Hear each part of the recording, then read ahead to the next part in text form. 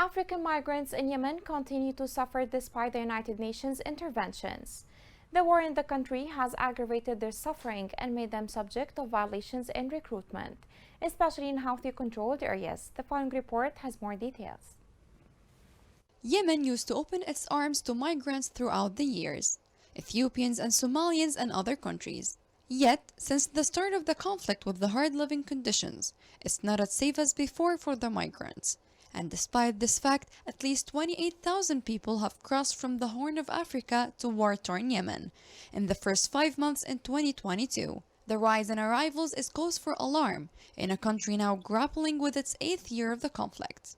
In Ma'rib, 25 kilometers from one of the conflict's front line, there are 4,000 stranded migrants, unable to continue their journey onward or return back. A variety of factors may be influencing this year's increase, including a loosening of travel restrictions and the security situation in Ethiopia, where most migrants originate from. Therefore, the UN has arranged the return of more than 1,080 migrants from Yemen this year. Yemen's first UN migrant flight leaves Sana'a airport. The UN's International Organization for Migration, IOM, arranged the voluntary return of more than 1,080 mostly East African migrants from Yemen in 2022, all from airports controlled by the Yemen's internationally recognized government in Aden and Ma'rib.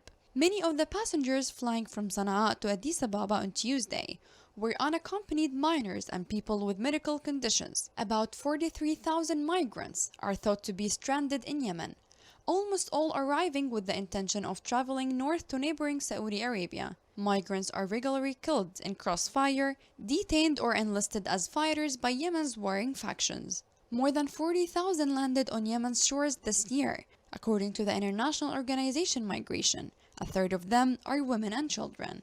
Those arriving are mostly escaping from conflicts, famine and strict governments that have long gripped several countries across the Horn of Africa, including Somalia and Ethiopia. And even their safe place now is in danger, where Yemenis and non-Yemenis are affected.